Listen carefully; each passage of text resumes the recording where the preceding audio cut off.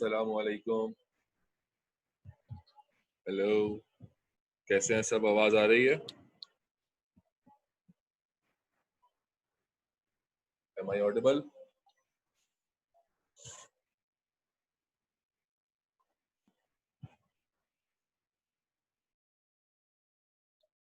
Okay मन।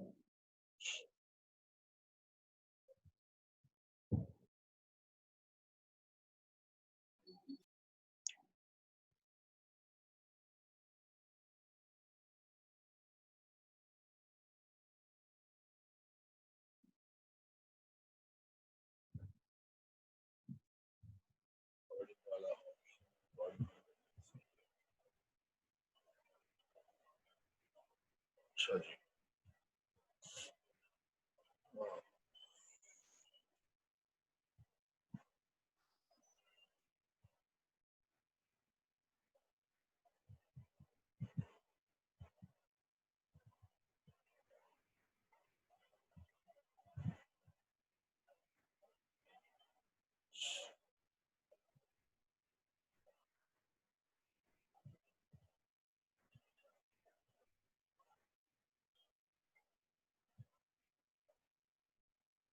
वालेकुम अस्सलाम इकराम। वालेकुम अस्सलाम आयशा। वालेकुम अस्सलाम रिया।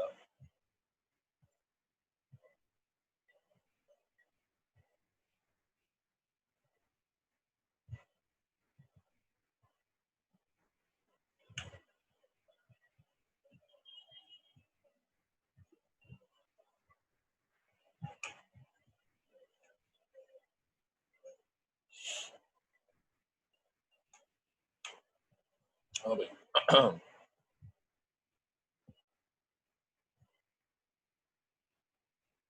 आज का टॉपिक है fourth generation of computer.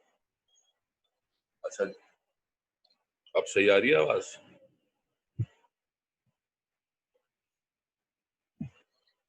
Slow slow ही बोल रहा हूँ फिलहाल, तो बोलना शुरू किया नहीं है मैंने सही से। जल्दी से सारे बच्चे क्या करें, चैट बॉक्स में आके अपनी अटेंडेंस मार्क कर दें। आपको पता है कैसे मार्क करनी है। नाम लिखें अपना, अपने कैंपस का नाम लिखें और अपना कोड भी लिखें। जल्दी से, शाबाश। सारे बच्चे मार्क कर दें।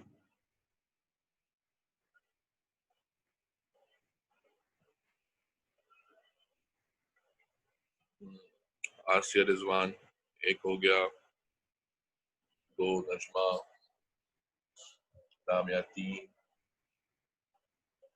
आयशा मान चार,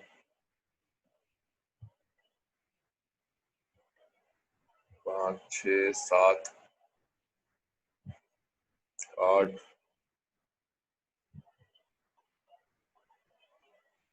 जल्दी सारे बच्चे कर दें। नौ,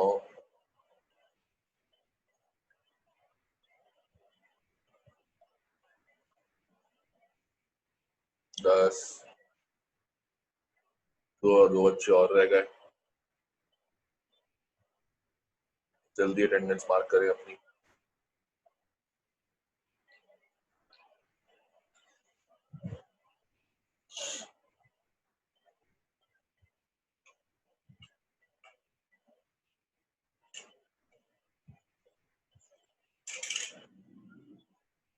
अरे भाई, दो बच्चे रह गए हैं।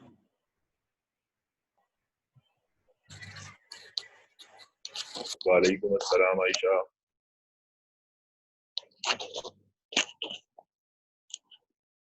एक बच्चा रह गया, तीन बच्चे रह गए। जल्दी जल्दी चैट बॉक्स में अपना नाम और कैंपस का नाम कोड के साथ चैट में लिख दे ताकि अटेंडेंस मार्क हो जाए आपकी।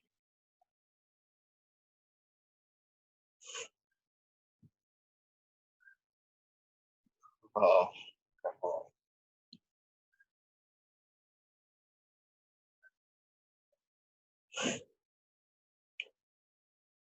जी, एमसीक्यूज आएंगे।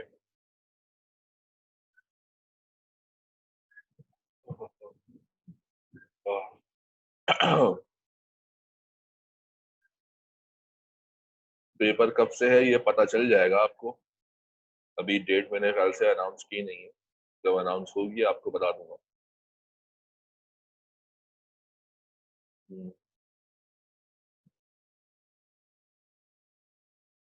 एक बच्चा और रह गया है अटेंडेंस मार्क करने से, जल्दी से मार्क कर दो बेटा।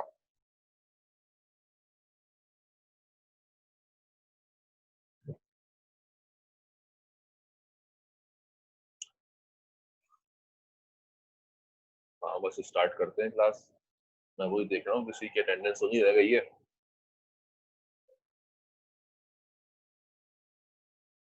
नहीं और कुछ नहीं होगा बेटा, सिर्फ एमसीक्यूज होंगे। कुछ होगा तो बता दूंगा। हाँ बेटा, जिस बच्चे ने अपनी अटेंडेंस मार्क नहीं की है अभी तक, चैट बॉक्स में अपना नाम लिख के मार्क कर दे।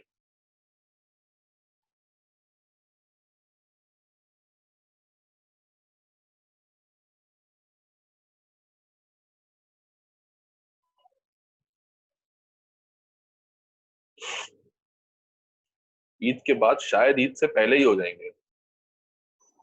कुछ ईद से पहले टेस्ट हो जाएंगे, कुछ ईद के बाद हो जाएंगे। देखिएगा क्या होता है, पता चल जाएगा, टेंशन नहीं हो रही। पढ़ाई रखो अपनी जारी। हो सकता है ईद से पहले, हो सकता है ईद के बाद हो। अटेंडेंस मार्क कर दो बेटा, जिसने मार्क नहीं किया फिर आपका ही नुकसान है। क्लास तो ले दो लेकिन अटेंडेंस मार्क नहीं किया अगर तो फिर क्या फायदा। खैर, चलो भाई, आज हम बात करेंगे फोर्थ जनरेशन के बारे में। एक बार फिर बता दूं मैं आपको कि भाई जनरेशन कब बनी, कैसे बनी। देखो, जो 1944 में पहला कंप्यूटर बना था वो भी इलेक्ट्रॉनिक कंप्यूटर था। और जो आज के जमाने का कंप्यूटर है, आज जिस कंप्यूटर की मैं बैठकर मैं आपकी क्लास ले रहा हूँ और जिस मोबाइल फोन, कंप्यूटर या लैपटॉप पे बैठ के आप मेरी क्लास ले रहे हैं, ये भी इलेक्ट्रॉनिक है। ठीक है, लेकिन इन 50-60 सालों में क्या हुआ है, हुआ ये है कि कंप्यूटर को बनाने के लिए जो टेक्नोलॉजी है वो डिफरेंट होती गई है, नई नई टेक्नोलॉजी आती गई है। और इसी टेक्नोलॉजी के चेंज को हमने जनरेशन्स में डिवाइड किया है। ठीक है, तो किसी जमाने से लेके किसी जमाने तक के कंप्यूटर को हम बोलते हैं कि भाई ये फर्स्ट जनरेशन है, क्योंकि इनके अंदर जो पार्ट, जो कंपोनेंट्स हमने इस्तेमाल किए हैं वो ये है। फिर उसके बाद से लेके उसके बाद तक हम जो हमने सेकंड का नाम दिया, फिर थर्ड का नाम दिया, फिर इसी तरह आज हम फोर्थ जनरेशन के बारे में पढ़ रहे हैं। तो फोर्थ जनरेशन ऑफ कंप्यूटर जो है उसका दौर शुरू होता है 1971 से, यानी कि exactly 49 years ago. How many years ago? Exactly 49 years ago. और कह रहे हैं कि इसका दौर आज तक चल रहा है, प्रेजेंट। यानी कि ये जो कंप्यूटर मैं अपने घर पे इस्तेमाल कर रहा हूँ, आप अपने घर पे इस्तेमाल कर रहे हैं, और पूरी दुनिया जिस कंप्यूटर को इस्तेमाल कर रही है, वो कंप्यूटर वही कंप्यूटर है जो आज से 50 साल पहले था। ठीक है ना? तो अब इसके अंदर क्या कहानी हुई है, इसके अंदर क्या टेक्नोलॉजी हम यूज करते हैं। तो मेजर इनोवेशन जो आई हमारे पास इस जनरेशन के अंदर, फोर्थ के अंदर, वो क्या आई? वो ये आई कि हमने बना लिया LSIC एंड VLSIC, ब्रैकेट में micro processor. LSIC means large scale integrated circuit. देखो, थर्ड में क्या, फर्स्ट में क्या थी? वैक्यूम ट्यूब्स थी। सेकंड में ट्रांजिस्टर्स आ गए थे। थर्ड में क्या हुआ था? आईसीज आ गई थी।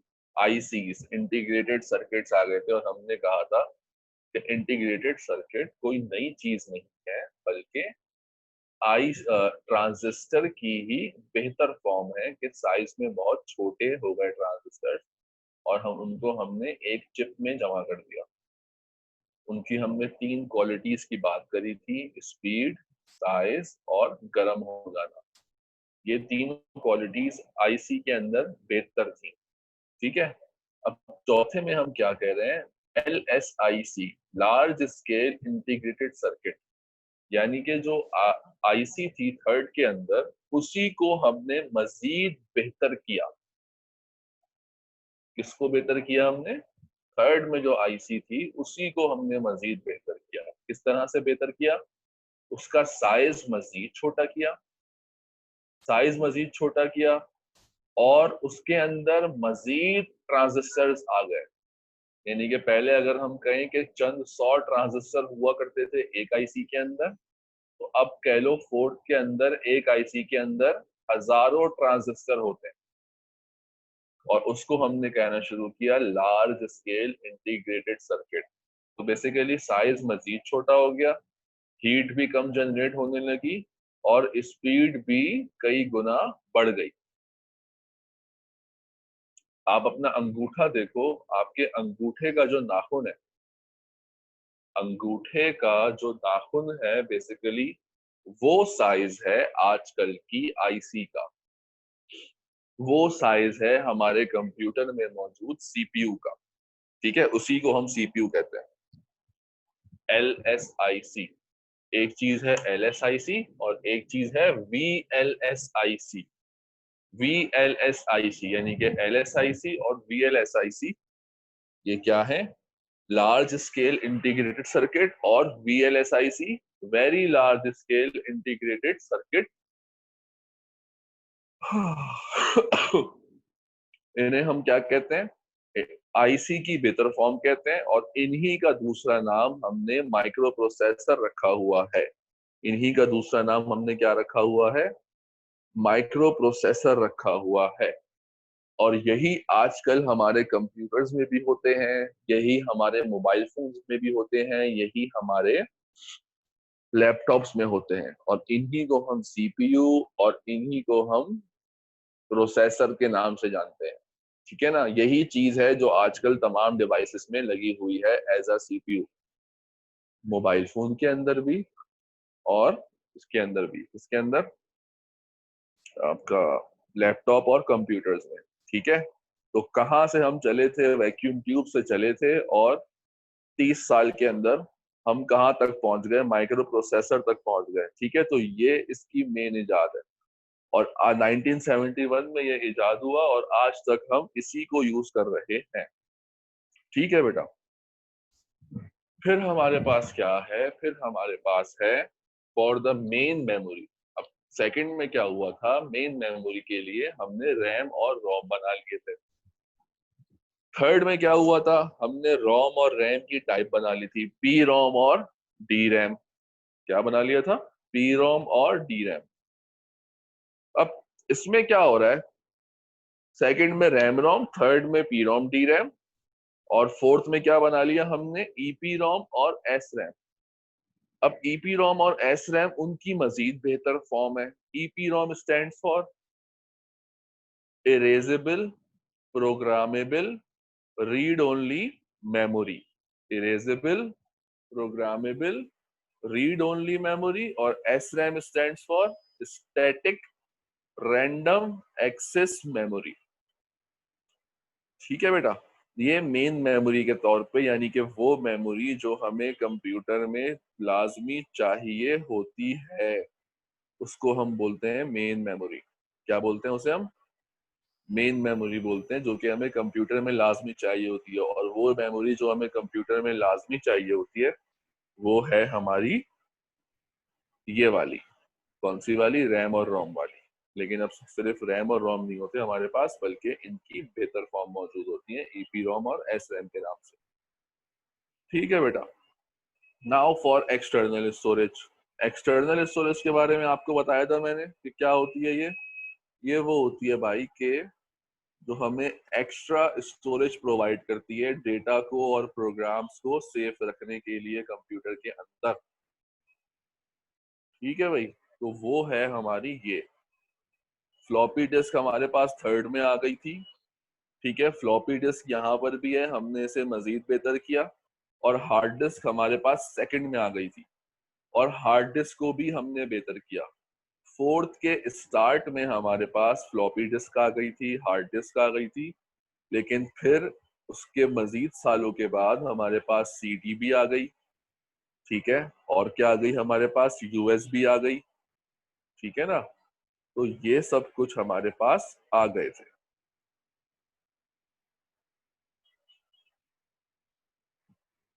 ठीक है बेटा।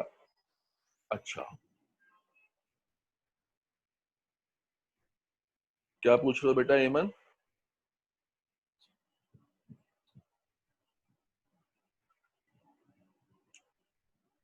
थी मतलब समझा नहीं मैं, किस बारे में पूछ रहे हो?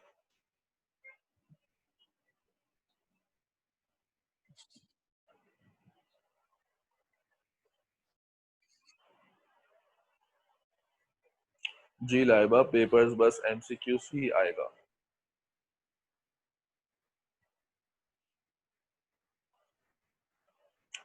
MS DOS क्या है? MS DOS जो है एक तरह का ऑपरेटिंग सिस्टम है। जैसे आजकल विंडोज है ना, तो पहले के जमाने में MS DOS, अभी MS DOS पे आता हूँ ना, बताता हूँ मैं आपको क्या होता है। चलो, फ्लॉपी डिस्क, हार्ड डिस्क तक बात समझ में आ गई आपको। हार्ड डिस्क हम अभी तक यूज करते हैं, लेकिन फ्लॉपी डिस्क हम यूज नहीं करते। आजकल हम CD यूज करते हैं, CD का भी दौर खत्म हो गया है। आजकल हम डायरेक्टली USB वगैरह यूज करते हैं। ठीक है, इनपुट आउटपुट डिवाइसेस। अब थर्ड के अंदर हमारे पास इनपुट के लिए कीबोर्ड आ गया था और आउटपुट के लिए मॉनिटर आ गया था। ठीक है, फोर्थ के अंदर हमारे पास इनपुट के लिए बिल्कुल कीबोर्ड भी मौजूद है, साथ साथ माउस भी आ गया है, और आउटपुट के लिए वही हमारे पास मौजूद है, प्रिंट मॉनिटर और प्रिंटर, जो कि हमारे पास थर्ड में मौजूद था। ठीक है बेटा। तो थर्ड और फोर्थ के इनपुट आउटपुट डिवाइसेस सेम है। लैंग्वेजेस, लैंग्वेजेस यानी कि वही प्रोग्रामिंग लैंग्वेजेस जिसमें हम सॉफ्टवेयर बनाते थे, तो हमने क्या बना ली थी, मजीद लैंग्वेजेस हमारे पास आ गई थी। जैसे कि थर्ड में हमारे पास मजीद हाई लेवल लैंग्वेजेस आ गई थी, तो फोर्थ में भी आ गई थी। और हमने उनके जरिए एप्लीकेशन सॉफ्टवेयर्स, यानी कि एप्लीकेशन सॉफ्टवेयर किसे कहते हैं? एप्लीकेशन सॉफ्टवेयर्स उन सॉफ्टवेयर्स को कहते हैं जिनके जरिए हम अपने काम करते हैं। जैसे कि मुझे काम था कि भाई मैं क्लास लूं बच्चों की ऑनलाइन, तो मैंने कौन सा सॉफ्टवेयर इंस्टॉल किया? जूम। अब जूम क्या कहलाएगा? एप्लीकेशन सॉफ्टवेयर कहलाएगा। क्यों कहलाएगा? क्योंकि जूम की एक जरूरत है। अगर उसकी ये जरूरत मुझे नहीं होगी, जब स्कूल नॉर्मली खुल जाएंगे, तो मैं इसको अनइंस्टॉल कर दूंगा। ठीक है, ऐसे सॉफ्टवेयर को जो हर बंदा अपनी अपनी जरूरत के लिए रखता है, अपनी जरूरत के लिए इस्तेमाल करता है, उसको कहा जाता है एप्लीकेशन सॉफ्टवेयर। ठीक है बेटा। अच्छा जी। अब है हमारे पास ऑपरेटिंग सिस्टम। ऑपरेटिंग सिस्टम यानी कि वो सॉफ्टवेयर जो हमें कंप्यूटर को चलाने के लिए लाजमी चाहिए, जो हमारे कंप्यूटर के हार्डवेयर को ऑपरेट कह लो या कह लो मैनेज करता है। आजकल क्या है, विंडोज है। आजकल भी फोर्थ जनरेशन चल रही है, आजकल हम विंडोज यूज कर रहे हैं। लेकिन फोर्थ के शुरू में हमारे पास जो आया था, फोर्थ के शुरू में हमारे पास जो आया था, वो आया था MS DOS और PC DOS। ठीक है, मैं बताता हूँ क्या है। अब यहाँ पे एक सवाल पूछा है किसने, सर माइक्रो कंप्यूटर से भी छोटा होता है मिनी कंप्यूटर? नहीं, माइक्रो कंप्यूटर ज्यादा छोटा है, मिनी कंप्यूटर बड़ा होता है। माइक्रो का मतलब मिनी से भी छोटा। ठीक है बेटा। आवाज कट कट के आ रही है। भाई मैं तो कोशिश कर रहा हूँ जोर से बोलूं। ठीक है, हो सकता है आपके नेट का मसला आ रहा हो। अच्छा, मैकिनटॉश क्या होता है? मैकिनटॉश के बारे में बताता हूँ अभी क्या होता है। अभी आने तो दो वहां तक। ठीक है ना। अच्छा, तो हम कहा थे MS DOS और PC DOS पे। MS का मतलब माइक्रोसॉफ्ट, ये कंपनी का नाम है। MS का मतलब क्या होता है? माइक्रोसॉफ्ट, जो कि एक कंपनी का नाम है। और डॉस का मतलब डिस्क ऑपरेटिंग सिस्टम, ये उस ऑपरेटिंग सिस्टम का नाम था जो शुरू शुरू में इजाद हुआ था, डिस्क ऑपरेटिंग सिस्टम, डॉस। ठीक है। एंड PC DOS, पीसी का मतलब पर्सनल कंप्यूटर। पीसी का मतलब क्या होता है? Personal computer. और डॉस का मतलब वही डिस्क ऑपरेटिंग सिस्टम। ये दो ऑपरेटिंग सिस्टम हम अपने कंप्यूटर्स में यूज कर रहे थे उस वक्त। ठीक है भाई।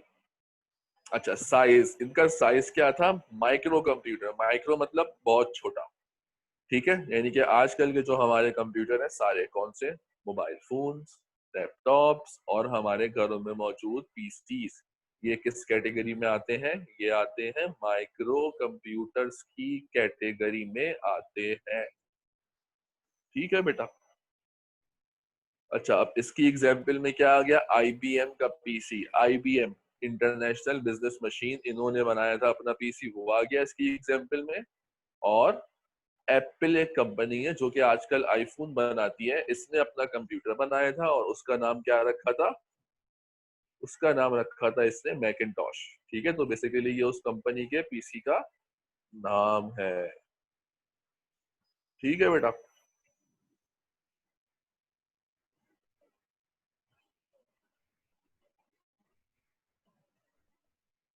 अच्छा जी,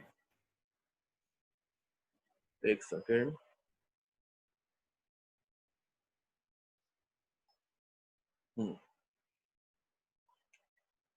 आगे बढ़ जाते हैं हम।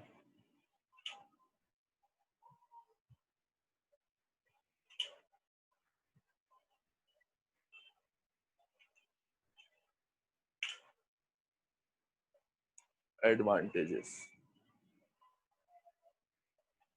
जी, माइक्रो कंप्यूटर को पर्सनल कंप्यूटर भी कहते हैं। इनोवेशन में लिखा हुआ था कि एलएसआईसी और वीएलएसआईसी, ठीक है। एलएसआईसी मतलब लार्ज स्केल इंटीग्रेटेड सर्किट, और VLSIC very large scale integrated circuit, यानी कि आईसी की जो कि थर्ड जनरेशन में हमने बनाई थी, उसकी मजीद बेहतर फॉर्म थी, ठीक है। और उसको हम कहते हैं आसान जबान में माइक्रो प्रोसेसर। क्या कहते हैं आसान जबान में? Micro processor.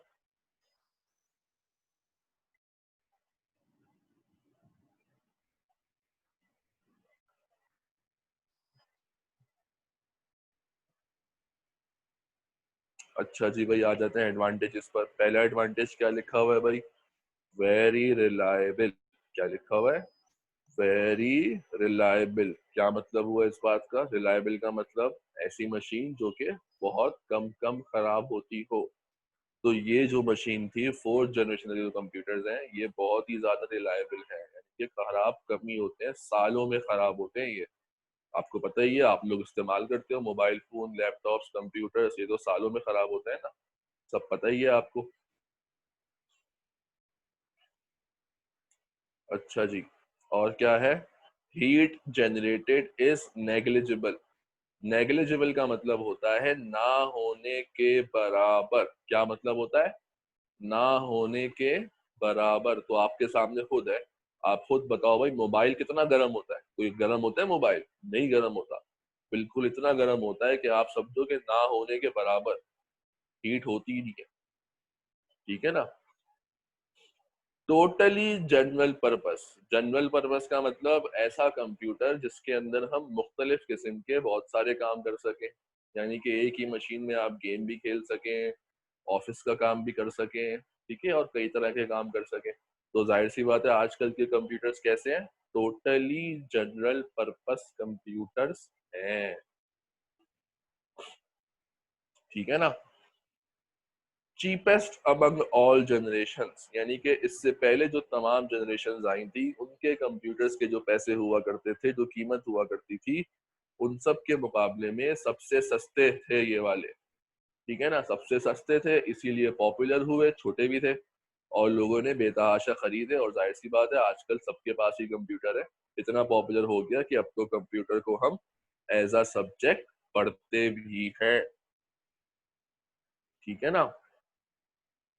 Minimal labour and cost involved at assembly stage. इसका मतलब, इनोवेशन का मतलब होता है इजाद। मिनिमल लेबर मींस कम से कम खर्चा, कम से कम मजदूर, and cost involved at assembly stage. इसको बनाना टोटली मशीन का काम है, ठीक है। कोई लोगों का इसमें इन्वॉल्व है ही नहीं। जब लेबर ही नहीं है तो लेबर को पैसे भी नहीं देने, सिर्फ क्या खर्चा करना है आपको? मशीन खरीदने का खर्चा करना है। और पूरा जो कंप्यूटर है वो टोटली मशीन से बन जाता है, ठीक है ना, मोस्टली मशीन से बन जाता है। Smallest in size because of high component density. कह रहे साइज में सबसे छोटा था, वजह क्या थी, high component density. Component density से मतलब ये होगा यहाँ पे कि कंपोनेंट्स जो के पार्ट्स थे इसके वो करीब करीब लगे हुए थे, ठीक है। जब बड़े बड़े काम करने वाले पार्ट्स करीब करीब आप लगा दो तो जाहिर सी बात है साइज छोटा हो जाएगा ना ओवरऑल मशीन का। तो यही हुआ, ओवरऑल मशीन का साइज छोटा हो गया, ठीक है। तो सबसे छोटे साइज के थे ये। अब क्या है आगे, hardware failure is negligible and hence minimal maintenance is required. Hardware failure जो है यानी कि मशीन की चीजों का खराब होना ना होने के बराबर था। जब खराब ही नहीं होगी तो मेंटेनेंस की जरूरत है ही नहीं, मेंटेनेंस की जरूरत पड़ी ही नहीं बेटा।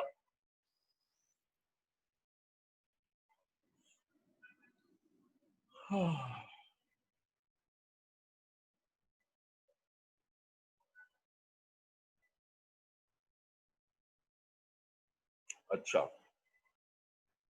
Much faster in computation than previous generations. कह रहे हैं स्पीड में बहुत ज्यादा बढ़ गया था। पिछली में क्या था भाई, एक जो सेकंड थी उसके अंदर एक सेकंड में हजारों सवाल सॉल्व कर रहा था, ठीक है। थर्ड में आके एक सेकंड में लाखों सवाल अरबों सवाल सॉल्व कर रहा था। अब इसके अंदर आके मजीद अरबों खरबों सवालात सॉल्व कर सकता था वो एक सेकंड के अंदर। स्पीड मजीद बढ़ गई।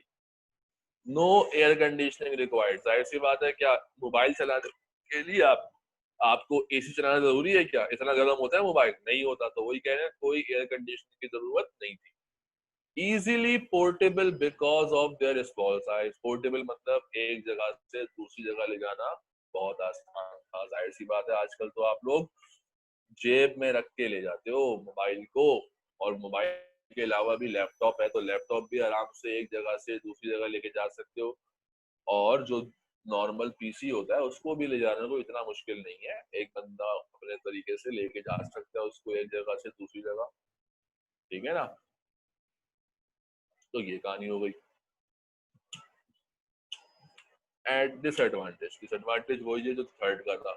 थर्ड का डिसएडवांटेज क्या था कि भाई जो मशीनें थी जो इसको बना रही थी वो मशीनें बहुत हाई फाई थी, वो मशीनें महंगी भी हुआ करती थी, और हर हर किसी के पास थी भी नहीं, वो कंपनीज खास तौर पे बनाया करती थी बस। तो इसमें असल चीज आपको डिसएडवांटेज था वो ये था, उस मशीन उन मशीन्स के हवाले से था जो के जो के क्या जो के इस कंप्यूटर को बनाती थी। अब ये खत्म हो गया टॉपिक मेरी तरफ से तो भाई, ठीक है। फोर्थ जनरेशन का आपने कोई सवाल ववाल पूछना है तो पूछ लो भाई, और किसी ने अटेंडेंस मार्क नहीं किए तो कर ले, वरना फिर हम क्लास को एंड कर देते हैं, ठीक है बेटा। थर्ड जनरेशन का रिव्यू करा दें आयशा। अच्छा जी आयशा, थर्ड का रिव्यू करा देते हैं भाई। ये लो इसको बंद कर देते हैं हम। हाँ, और हम एक काम करते हैं यहाँ से निकाल लेते हैं थर्ड जनरेशन, ठीक है। ये लो भाई, थर्ड का रिव्यू आ गया। ये थर्ड के बारे में बात हो रही है। थर्ड में आप देख लो क्या हो रहा है।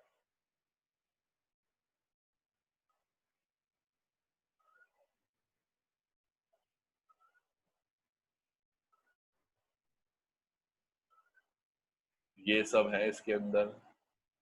थर्ड में आईसी आ गई थी, फोर्थ में वीएलएस आईसी आ गई, ठीक है। मेन मेमोरी के लिए पी रोम और डी रैम, एक्सटर्नल के लिए फ्लॉपी डिस्क। थर्ड में और फोर्थ में कुछ खास डिफरेंस नहीं है मेन फीचर्स के अंदर, ठीक है ना। इनपुट आउटपुट डिवाइसेस में कीबोर्ड और मॉनिटर आ गए थे, फोर्थ में भी यही थे। लैंग्वेजेस के लिए हमारे पास हाई लेवल लैंग्वेजेस आ गई थी, फोर्थ में भी यही हुआ, हाई लेवल लैंग्वेजेस आ गई थी। ऑपरेटिंग सिस्टम हमारा क्या था, complete operating system was introduce, यानी कि ऑपरेटिंग सिस्टम आ गया था कोई, ठीक है। हमारे पास यहाँ पे एमएस डॉस और पीसी डॉस है फोर्थ के अंदर। साइज इनका मिनी था, ठीक है। फोर्थ वाले का मजीद छोटा हो गया, क्या हो गया, माइक्रो हो गया, ठीक है। ये कुछ कंप्यूटर्स के नाम है। अब ये जो है एडवांटेजेस ऑलमोस्ट सेम एडवांटेजेस हैं थर्ड के भी और फोर्थ के भी, सेम एडवांटेजेस हैं, क्योंकि सेकंड के मुकाबले में थर्ड के एडवांटेजेस आ गए सेम, और फोर्थ के अंदर वही चीजें थर्ड से बेहतर थी। ये ज्यादा देखो, पहला वो रिलायबल वाला आ गया, फोर्थ भी रिलायबल थी, मजीद रिलायबल थी। ये हीट कम जनरेट करती थी सेकंड के मुकाबले में, जो फोर्थ वाला था वो थर्ड के मुकाबले में कम हीट जनरेट कर रहा था।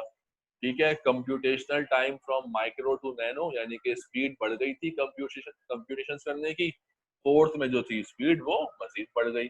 थर्ड के अंदर मेंटेनेंस कॉस्ट बहुत कम थी, क्यों कम थी? क्योंकि खराबियां कम कम आती थी। फोर्थ के अंदर भी मेंटेनेंस कॉस्ट मजीद कम हो गई थी, क्योंकि खराबियां नहीं आती थी। ठीक है, फोर्थ भी इजीली पोर्टेबल था, थर्ड भी इजीली पोर्टेबल है। ठीक है, फोर्थ भी जनरल पर्पस था, थर्ड भी जनरल पर्पस है। ठीक है, लेस पावर, अच्छा फोर्थ जो है वो बहुत ही कम पावर इस्तेमाल करता है थर्ड के मुकाबले में, लेकिन थर्ड जो है वो सेकंड के मुकाबले में कम बिजली इस्तेमाल करता है। ठीक है, मल्टी प्रोग्रामिंग फैसिलिटीज पहली बार आई थी, यानी कि एक वक्त में आप एक से ज्यादा सॉफ्टवेयर चला सकते हो। जैसे कि आप फोर्थ में भी आपके पास मल्टी प्रोग्रामिंग है कि एक वक्त में आप एक से ज्यादा सॉफ्टवेयर कंप्यूटर में चला सकते हो, जैसे अभी पावर पॉइंट भी चल रहा है और जूम भी चल रहा है। सही हो गया ना बेटा? अच्छा जी, use of high level languages, ये फोर्थ में भी था। Commercial production was easier and cheaper, बिल्कुल फोर्थ के बारे में भी यही बात है कि भाई कमर्शियल प्रोडक्शन इजी थी और चीपर थी।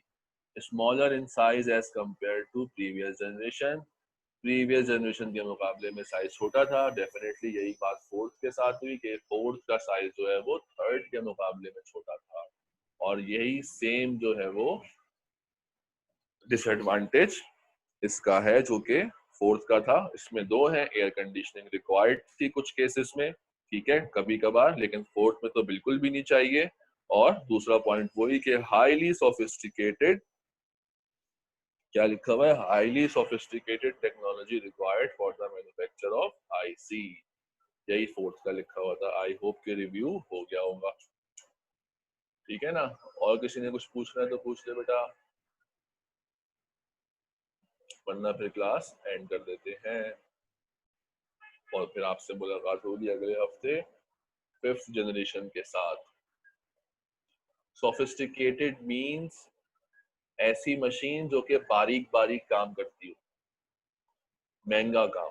जैसे कि फॉर एग्जांपल कपड़े सीना, कपड़े सीना जो है एक मुश्किल काम है, सुई के जरिए किया जाता है काम, अगर आप हाथ से करें तो आप बोलेंगे कपड़े सीना एक सोफिस्टिकेटेड काम है। तो ऐसे ही कंप्यूटर की मदरबोर्ड बनाना, सीपीयू बनाना भी एक सोफिस्टिकेटेड काम है, क्योंकि इतने छोटे छोटे ट्रांजिस्टर्स को एक साथ बनाना, एक साथ रखना बहुत ही मुश्किल काम होता है। ठीक है, ये मतलब होता है सोफिस्टिकेटेड का। Okay, see you next week. अल्लाह हाफिज।